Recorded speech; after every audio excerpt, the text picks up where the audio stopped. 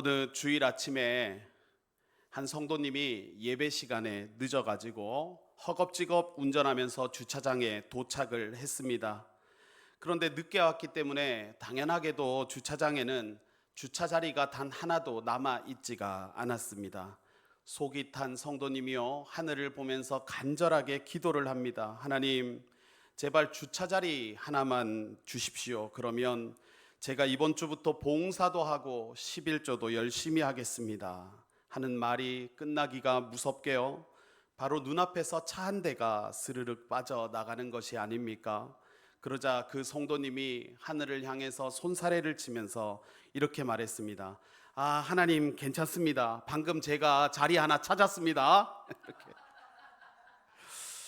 우리는 살면서 일이 잘 풀리면 내가 잘하기 때문이라고 생각하기가 쉽고요, 또 상황이 좋지 않을 때는 이래서야 되겠나 하면서 낙심할 때도 많습니다. 하지만 눈에 보이는 것이 전부가 아닙니다. 모든 일의 주인은 하나님이시며 하나님만이 우리의 참된 소망이 되십니다.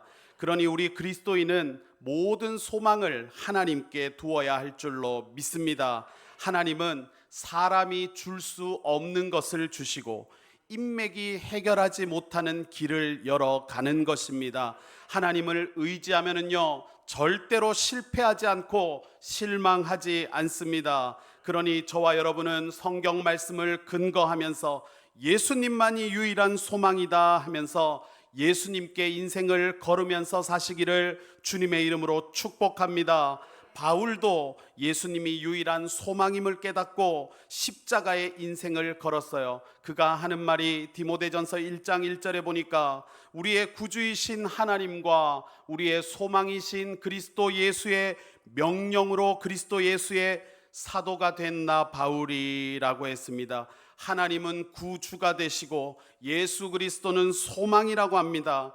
내일과 미래와 앞날은 하나님 손에 달렸다는 뜻입니다. 우리 수성교회 내일도 마찬가지입니다. 과연 이 교회가 예수님의 뜻을 따라 영혼 구원의 사명을 이루겠느냐, 아니면 이 수준에서 머무르겠느냐 하는 것은 미래의 일인데요, 앞으로 어떻게 쓰임을 받게 될지는 하나님 손에 달렸다는 말입니다. 하나님께서 쓰시고자 강한 손과 편팔로 붙드시면 우리는 얼마든지 영혼 구원의 사명을 이루어서 생명력 있는 교회로 쓰임 받을 수가 있는 것입니다. 감사하게도 올해 우리 교회는 뭐라고 표현할까요? 조짐이 좋다라고 할까요? 하나님께서 영적인 전성기를 이루어 가시는 줄 믿습니다. 그래서 올해 4월과 6월에는 찬양 사역을 잘 마쳤고 지난주까지 여름 행사도 마무리를 지었습니다. 지난주 우리 학생부 수련회가 있었잖아요. 하나님께서 참 은혜를 주시는, 이 모든 것들은 하나님의 주권 아래 하나님께서 행하시는 것입니다. 물론 우리 아이들이요, 수련회 기간 가운데 유독 눈에 띌 때가 있었습니다. 예배 시간에요, 사정없이 조는 거예요. 우리 애들이 고개를 이렇게 흔들면서 조는 것을 넘어서서요, 몸을 막 흔들면서 조는데 제가 그때는 참 그 순간에는요, 야, 이래서야 이거 뭐가 되겠나 하는 생각이 들 때도 있었습니다. 하지만 하나님, 우리 유일한 소망이 되셔서 우리 학생부에게 은혜를 베푸시는 줄로 믿습니다. 설교 때는 그렇게 졸던 아이들이 찬양을 할 때는요, 누구보다 적극적이고 또 누구보다 뜨겁게 참여를 하는 것입니다. 그리고 수련회를 갔다 왔는데 자기들끼리 대화를 하면서요, 우리 전도를 더 하자, 학생부 찬양단을 더 전도해서 보강시키자, 이제는 우리 학생부 찬양단으로 조직을 해보자 하면서 어제도 제가 아까도 말씀드렸지만 찬양단 연습을 세상의 남구에서 여기까지 자발적으로 모였다는 것입니다. 또 감사하게도 우리 학생부가 연습한다고 하니까 아이들 좋아하는 고기와 김밥 같은 찬거리를 만들어 오셔서 갑자기 있죠, 평범한 토요일이 잔칫날이 돼버리는 것을 경험했습니다. 이거 시켜서 되는 것 아닙니다. 부탁한다고 이거 얘기하면요, 서로에게 부담일 뿐이에요. 그런데 이 모든 것이 하나님의 역사하심인 줄로 믿습니다.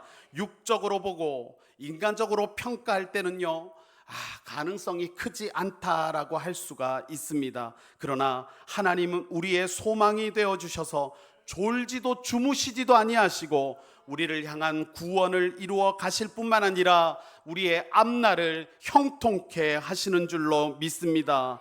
그러면 이제 우리가 무엇을 해야 되겠습니까? 전반기 26년 중반기를 걸쳐서 이제 하반기 마지막 분기가 남아 있다고 본다면은요, 우리는 이제 11월 추수의 계절에 영혼의 결실을 맺어 가면 됩니다. 다가오는 11월 1일이 주일이거든요. 올해는 영혼 구원에 관한 그런 마음을 가지고 우리 수성교회 두 번째 새생명 전도 축제를 열어 가겠습니다. 첫 번째 작년 전도 축제 때는 음악회를 치루었는데요, 이제 9월 10월 두 달을 준비해서 11월 1일 주일에는 총동원 전도 주일로 예배당을 가득 채우는 일을 우리 하나님께서 이루어 가실 줄로 믿습니다. 그러면서 올해를 우리가 마무리하게 되면은요, 수성교회가 한 단계 도약을 이루게 되는 것입니다. 그래서 우리 수성교회는 전반적으로 보니까 1월에서 3월까지는 우리가 좀 배움의 시간을 가지고 직분을 임명하고 배움을 통해서 좀 지식적으로 자라나는 시간을 가지고 4월에서 7월까지는 사역의 달입니다. 우리 교회에 주어지는 그런 찬양 사역이라든지 이런 다양한 일들, 여름 행사를 치르고, 또 9월에서 11월은 이제 전도, 결실의 달로 우리가 크게 구분을 지을 수 있을 것 같습니다. 하나님께서는 우리 수성교회를 생명력 있는 교회, 영향력 있는 교회, 부흥하고 성장하는 교회로 우리를 사용하여 주실 줄로 믿습니다. 그런데 참 우리가 하나님의 도우심을 구해야 되는 이유는요, 우리 인간의 한계가 분명하다는 것입니다. 사람이 참 바뀌지를 않는다라는 것에 공감이 되시지 않습니까? 전혀 안 바뀌지는 않는데요, 잘 안 바뀝니다. 좀 바뀌어야 되고 변화되어야 희망이 있고 미래가 있을 것 같은데 사람은 참 바뀌기가 힘들어 가는 거예요. 이것과 관련된 예화가 하나 있습니다. 추운 겨울에요, 농부 한 명이 밭을 갔다가 추위에 얼어붙은 뱀을 한 마리 발견한 것입니다. 농부는 뱀을 불쌍히 여기고 집으로 데려와서 얼어붙은 뱀을 불가에서 녹이면서 이렇게 말을 했습니다. 내가 너를 구해 주었으니까 너는 나를 해치지 마라. 뱀이요 고개를 끄덕끄덕거렸는데요, 몸이 따뜻해지자마자 다가가서 농부를 깨물은 것입니다. 뱀에 물린 농부가요, 아주 고통 속에서 소리를 치는 거예요. 아니 이 녀석아, 나는 너를 살려줬는데 너는 왜 나를 이렇게 물어 제끼느냐. 그러자 뱀이 뭐라고 합니까? 난 원래 뱀이거든. 뱀은 무언가를 물어야 뱀이고 그것이 바뀌지를 않는 것처럼 사람도 잘 바뀌지 않는다는 것이 우리 인간의 한계입니다. 어떤 사람은요, 어렵다, 힘들다, 이것을 입에 붙이면서 사는 사람이 있었습니다. 그러니 나는 지금 어렵고 힘들기 때문에 늘 주변에 도움을 요청하면서 사는 것입니다. 그 사람이 도움을 요청할 때는요, 지금 시기만 지나면 되기 때문에 이 어려운 시기를 지날 수 있도록 금전적으로 좀 도움을 달라고 주변에 요청을 했습니다. 그래서 때로는 주변에서 그 말을 믿고 금전적인 부분까지 도움을 주기도 하였습니다. 그렇게 시간이 흘러서 5년, 10년, 20년이 지났는데요, 그때 그 사람이 어떻게 사는지를 보니까 그 사람은 20년이 지난 지금까지도 여전히 어렵다, 힘들다, 도와달라고 주변에 얘기를 하고 다닌다는 이야기를 들었습니다. 사람이 잘 안 바뀐다는 것입니다. 그래서 한 사람의 미래는요, 오늘 결정되는 것입니다. 오늘을 어떻게 사는지를 보면 그 사람의 미래가 어느 정도는 보일 수가 있는 것이죠. 왜냐하면 사람은요, 잘 안 바뀌기 때문에 오늘을 살아가는 태도가 대부분 내일의 모습이라는 거예요. 오늘을 어둡게 지내는 사람은 미래도 크게 다르지 않습니다. 미래도 어두운 거예요. 그러니 우리는요, 그리스도인으로서 감사와 긍정과 웃음과 같은 믿음의 태도를 지니시기를 바랍니다. 이웃교회 목사님이 성도와 상담을 한 거예요. 근데 이분은 상담 요청이 자주 있는데 상담을 할 때마다 신앙생활 중에 받은 상처를 말한다는 것입니다. 그런데 이 목사님이 하는 말씀은 똑같이 신앙생활하는데 왜 이분은 상처만 말하는가? 다른 사람들은 은혜를 받고 감사도 하는데 유독 이분만은 받은 은혜보다도 상처만을 오래 기억한다는 이야기를 들었습니다. 이 목사님의 이야기를 들어보니까 진짜로 그렇지 않습니까? 살아계신 하나님께서 우리에게 상처를 많이 주십니까? 아니면 은혜를 더 크게 부어 주십니까? 분명히 받은 은혜가 더 많고 더 크기 때문에 우리 삶 가운데 주어지는 이런 작은 생채기 정도는 덮어갈 수 있는 그런 신앙의 태도가 되시기를 바랍니다. 오늘 내가 가진 태도와 마음이요, 그 사람의 내일이 되는 이유는 사람이 잘 변하지 않기 때문입니다. 지금 내가 형편이 안 좋기 때문에 웃을 수가 없지만은 내가 이 형편이 풀리고 나면 좋은 미소를 가진 사람이 될 거라고 하면서 오늘을 인상 쓰고 다니고 풀이 죽어서 다니면요, 그 사람의 미래는 비슷한 것입니다. 반면에 오늘을 믿음 가운데서 감사하면서 살 수가 있다면요, 내일도 그와 같은 모습이기 때문에 우리 수성교회는 오늘의 이 어두운 환경을 뛰어넘어서 감사하면서 웃으면서 사시기를 주님의 이름으로 축복합니다. 사람은 잘 바뀌지 않기 때문에 우리는 모든 소망을 예수님께 두어야 되는 것입니다. 예수님은 사람을 바꾸시고 변화시키는 분이시기 때문입니다. 그 예는요, 우리가 성경의 수많은 실존 인물들 가운데서 어렵지 않게 찾아볼 수가 있습니다. 사울이 바울이 된 것은 너무나도 유명한 이야기죠. 사울이 바울이 되었다는 것은요, 예수 믿는 것은, 사울이 바울이 되기 전에는 예수 믿는 것을 부정할 뿐만 아니라 예수 믿는 것을 저주했죠. 믿는 사람들을 핍박했는데 그런 사람이 이제는 예수님을 전하고 증거하는 사람이 되었습니다. 하나님은요, 예수님은 사람을 변화시켜서 핍박자를 전도자 되게 하는 것입니다.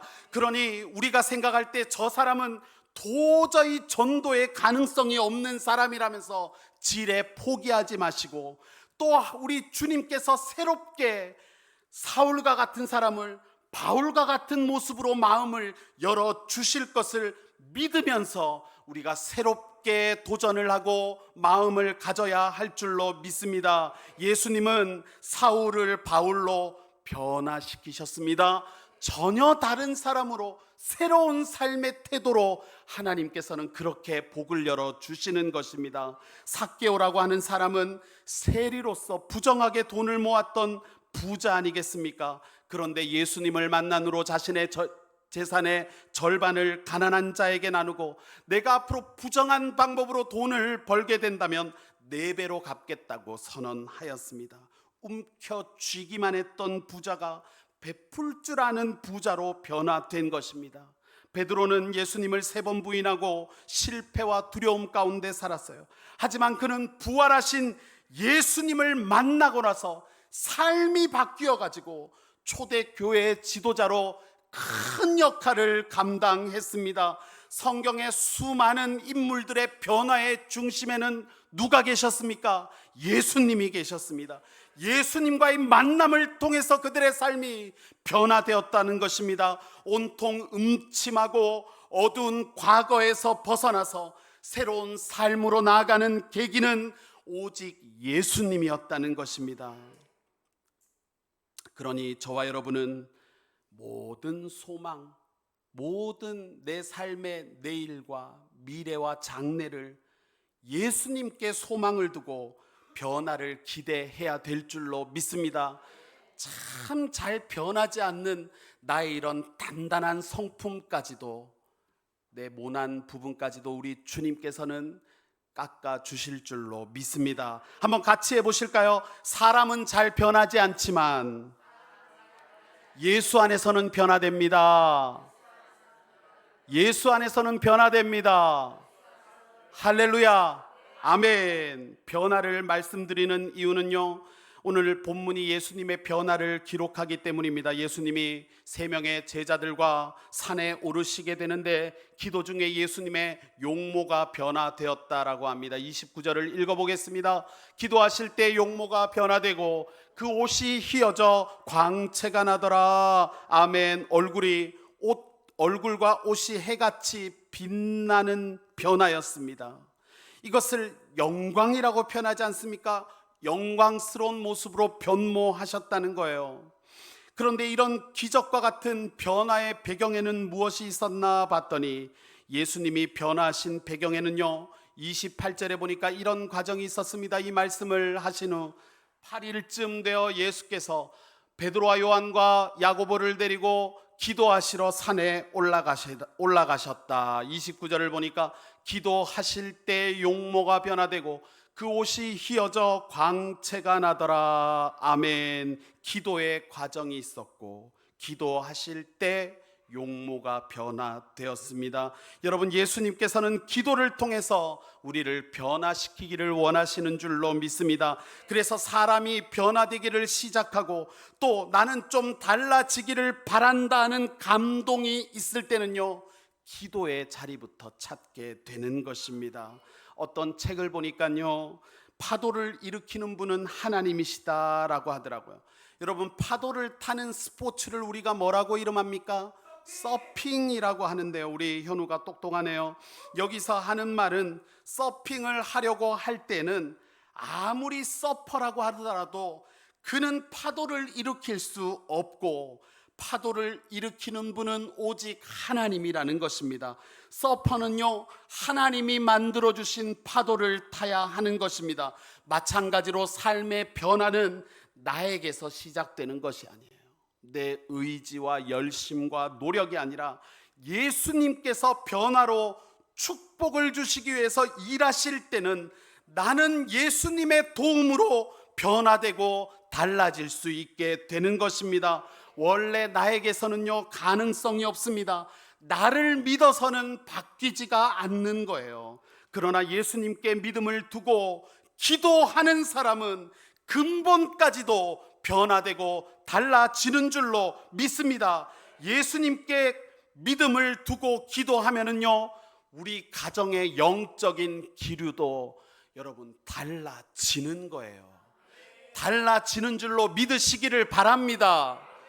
빌립보서 4장 6절 읽어보겠습니다. 아무것도 염려하지 말고 다만 모든 일에 기도와 간구로 너희 구할 것을 감사함으로 하나님께 아뢰라. 그리하면 모든 지각에 뛰어난 하나님의 평강이 그리스도 예수 안에서 너희 마음과 생각을 지키시리라. 아멘. 기도하면 하나님의 평강이 임하고 기도하면 성령의 일하심으로 우리의 마음과 생각을 지켜주신다라는 것입니다. 기도는 하나님의 변화의 능력을 경험하는 통로입니다. 야고보서 5장 17절에 보니까 엘리야는 우리와 같은 본성을 가진 사람이었지만 비가 오지 않도록 해달라고 간절히 기도하니 3년 6개월 동안이나 땅에 비가 내리지 않았으며 다시 기도하니 하늘이 비를 내리고 그 땅은 열매를 맺었다 말씀합니다. 기도하니까 그 기도대로 비가 그쳤다가 기도하니까 비가 내렸다는 것입니다. 기도는 하나님의 변화의 능력을 체험하는 통로가 맞다는 것을 우리가 고백하시기를 바랍니다. 언젠가 권사님 한 분이 그런 이야기를 저한테 해주시는 거예요. 제 아내가 운영하는 카페 아시죠? 한 번쯤 와보셨을 거예요. 그 카페 주변에 한 10여 명의 사람들이 카페 근처에서 이렇게 서성이고 있더래요. 그래서 권사님이 쓰레기를 버리러 나가다가 그 근처에 모여 있는 사람들을 보니까 하나님 앞에 자연스럽게 그렇게 기도를 했다고 합니다. 하나님, 저 사람들 다 우리 카페 와서 커피 마시게 해주세요 라고 했는데, 진짜로 마치 하나님께서 그 기도를 듣기라도 한 것처럼 거기 모여있던 그 사람들이 두리번 하더니 우리 카페로 와가지고 커피를 마셨다는 것입니다. 이것은 하나님께서 내 기도에 응답해 주신 것이라고 하면서 기뻐하셨던 그런 기억이 있습니다. 이처럼 우리는요, 하나님 앞에 아무것도 염려하지 말고 모든 일에 기도와 간구로 아랠 수가 있는 것입니다. 그럴 때 기도에는요, 얼마나 능력이 많이 있습니까? 기도는 상황을 변화시키고 환경을 변화시키고 사람을 변화시킬 수가 있는 것입니다. 그러니 나의 삶과 가정의 영적인 기류나 가치관이 좀 달라지기를 바란다면, 여러분들 이 아침에 기도하실 때 하나님, 나를 기도의 무릎으로 변화시켜 주십시오 하시기를 축복합니다. 왜냐하면 변화를 일으키시는 하나님의 영광이 기도 중에 시작되는 것이기 때문입니다. 기도하실 때에 예수님의 용모도 변화되었다고 하지 않습니까? 그러니 여러분, 삶의 변화를 위해서 가장 효과적인 방법은요, 하루 일과 중에 기도의 시간을 넣는 것입니다. 찬송가 361장 기도 시간에 복을 주시네, 고난 내 마음속에 기쁨 충만하네. 할렐루야. 여기 수련회 아니잖아요. 우리가 기쁨의 사람으로 변화되기 위해서는요, 기도 시간을 통해서 복을 받을 수가 있는 것입니다. 예수님은요, 기도 중에 얼굴과 용모가 변화되었습니다. 자, 예수님의 변화는 그러면 무슨 의미인가? 9장 27절 한번 읽어볼까요? 내가 참으로 너희에게 이르노니 여기 서 있는 사람 중에 죽기 전에 하나님의 나라를 볼 자들도 있느니라. 아멘. 죽기 전에 하나님 나라를 볼 자들이 있다, 이 말씀을 하신 후 8일 뒤에 예수님의 용모가 변화되었습니다. 그 모습을 누가 봤습니까? 3명의 제자 베드로, 요한, 야고보가 그것을 보았습니다. 그러니까 예수님의 변화와 또 엘리야와 모세를 만난 것은 하나님의 나라가, 죽기 전에 너희가 하나님의 나라를 볼 것이라고 한 예수님의 말씀이 이루어졌던 것입니다. 그런데 저와 여러분은 어떤 내용의 변화를 원하십니까? 어떻게 좀 우리가 좀 달라지고 싶냐 하고 우리가 질문을 갖고 거기에 답을 하면은요, 대부분은 더 높아지거나 더 커지거나 더 화려해지고 싶을 것입니다. 그런데 예수님의 변화의 내용은 좀 달랐습니다. 변화된 예수님이 어떤 말씀을 하시는지를 한번 살펴보니까 31절에 보니까 영광 중에 나타나서 장차 예수께서 예루살렘에서 무엇을 말씀하세요? 별세하실 것을 말씀하셨다. 예수님은요, 변화 후에 그 변화의 내용은요, 십자가를 지는 부르심에 순종하는 것이었습니다. 그에 반하여 예수님의 제자들은 어떤 변화를 기도하고 있습니까? 33절에 보니까 두 사람이 떠날 때에 베드로가 예수께 여짜오되 주여, 우리가 여기 있는 것이 좋사오니 우리가 초막 셋을 짓되 하나는 주를 위하여, 하나는 모세를 위하여, 하나는 엘리야를 위하여 하사이다 하되, 변화된 예수님은요, 지금 십자가의 사명을 말씀하시죠. 그런데 제자들은요, 어떤 변화를 원하고 있습니까? 화려한 미래를 꿈꾸고 있습니다. 이 두 장면은 서로가 비슷하지만 또 다른 장면이에요. 여러분, 우리도 예수님을 통해서 변화되었다면요, 십자가 중심의 삶을 고백해야 될 줄로 믿습니다. 내 삶의 중심에서 십자가를 두고 매일 나 자신을 그리스도와 함께 죽은 자로 여기며 사는 것입니다. 여러분, 우리가 살면서 다툼이 있을 수가 있고 싸움이 생길 수가 있는데, 싸움이라는 것은 항상 맞장구를 쳐야 일어나는 것입니다. 한쪽이 죽어 있으면요, 다툼은 일어나지 않는 것입니다. 우리는 항상 다툼과 갈등과 싸움의 이유를 상대방을 지적하지만 그것을 반대로 얘기하면요, 아직도 내가 십자가에 못 박히지 않았다는 증거이기도 한 거예요. 왜냐하면 지금 내가 십자가 중심의 삶이라고 한다면 나의 자아는 십자가와 그리스도와 함께 십자가에 못 박히는 것이기 때문입니다. 갈라디아서 2장 20절에서 뭐라고 합니까? 내가 그리스도와 함께 십자가에 못 박혔나니 그런즉 이제는 내가 사는 것이 아니라 누가 사는 거예요? 내 안에 그리스도께서 사신 것이라. 아멘. 손양훈 목사님 아시죠? 손양훈 목사님이 1948년도 공산당원 안재선에게 자신의 두 아들이 순교를 당하게 됩니다. 두 아들이 살해를 당하게 되는 거예요.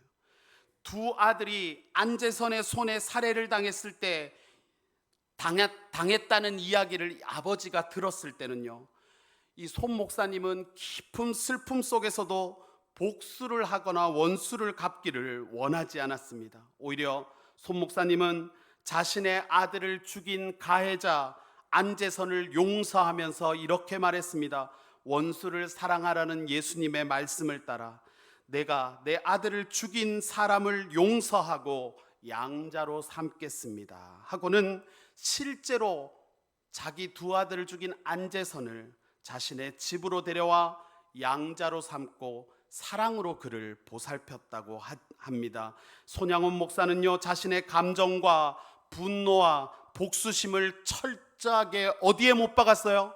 십자가에 못 박았습니다. 그가 보여준 용서는요, 사도 바울의 고백처럼 내가 죽고 예수가 사는 삶의 좋은 본보기라고 말할 수가 있습니다. 자신의 한계를 넘어서 예수님처럼 사랑과 용서를 베푸는 삶을 살았다는 것입니다. 예수님이 보여주신 변화는요, 커지고 화려해지고 더 많이 갖는 것이라기보다는 십자가로 한 발자국 더 나아가는 것이었습니다. 우리는 혹시 변화를 통해서 나는 십자가로부터 좀 더 멀어지기를 바라고 있지는 않습니까? 내 삶에 조금의 고난이나 어려움을 용납하고 싶지 않다면 그것은 십자가를 외면하는 변화에 가까울 것입니다. 여러분, 지금 여러 가지 어려움과 고난과 우여곡절 가운데 있다면 이 십자가를 통해서 주님이 나에게 어떤 변화를 기대하시는지를 묵상하면서 기도한다면요, 우리는 훨씬 더 이 고난 어려움을 통해서 성숙한 변화로 다가갈 수 있을 줄로 믿습니다. 여러분, 예수 안에 우리 삶의 답이 있어요. 예수님께서 스스로를 가리켜 뭐라고 하셨어요? 나는 길이고 진리고 생명이다. 정말 맞는 얘기 아닙니까? 예수 안에 인생의 정답이 있고 여기에 거룩함이 있고 여기에 행복도 있습니다. 우리 이번 수련회를 다녀온 자녀들이요, 예배 때 부르고 싶은 찬양, 예배 때 우리가 예배 전에 부르고 싶은 찬양을 자기들끼리 우리 이거 부르자, 야 우리 이것도 부르자, 우리 이 찬양도 하자, 막 이런 것들을 하는데 그 중에 한 자녀가 행복이라는 찬양을 고르대요.